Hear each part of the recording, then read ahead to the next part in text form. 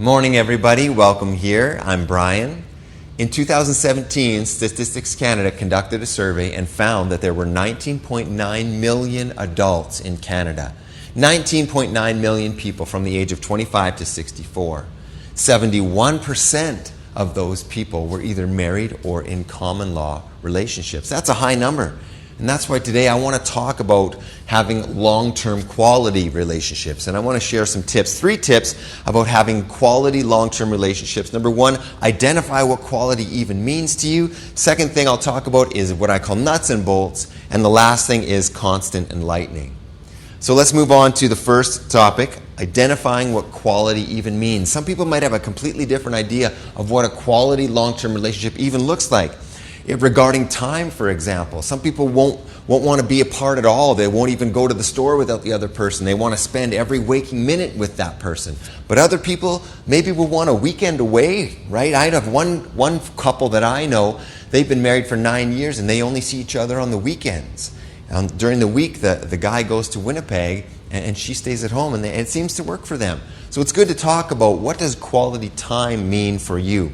Another one is fun. What's your idea of fun? Some people like loud social gatherings with lots of hoopla and excitement. Other people want to just have quality, quiet time, maybe just the two of you together doing things. And so it's a good idea to talk about what that means to you. Holidays, for example, some people want the Las Vegas and the glamour and excitement and the beaches and the parties, and other people might want a cabin and solitary quiet. So it's good to talk about and figure out what your goals are there. And life goals as well. Big houses, small houses, living in extravagance, or are you going to save? Talk about things like kids. Those are the big important things. It's good to talk about what's your idea for quality regarding those things. Second thing I want to talk about is nuts and bolts. Almost 50 years ago, Olds and Milner at McGill University conducted some experiments on rats. They trained these rats to touch a lever or a button, and the rat got a nugget of food. And the rat survived that way. And then they added a second button or a second lever that stimulated the rat's pleasure center in their brain. And they found that the rat would push that button 2,000 times an hour at times and start to neglect food. The point is I think mammals often will gravitate to what pleases them. And this can cause a problem in relationships. So hammering out the nuts and bolts is figuring out who's doing what, because we tend to just do whatever's easiest or whatever pleases us. So it's good to talk about those things. Who's going to clean up? Who's going to wash the dishes? Who's going to make the supper? Who's going to vacuum? Who's going to mow the grass? I think it's good to talk about and clear that up. Finances. Are we going to live by a budget or not? Are we going to save receipts or not? We should talk about and figure that out, and I think that'll help towards having that quality long-term relationship. Simple things like errands. Is someone going to go pick things up and make a plan? And I think it creates a smooth ride in that quality long-term relationship if you can figure out the nuts and bolts. Last thing I want to talk about is what I called constant enlightening. You know, we're not just born knowing how to have a quality long-term relationship.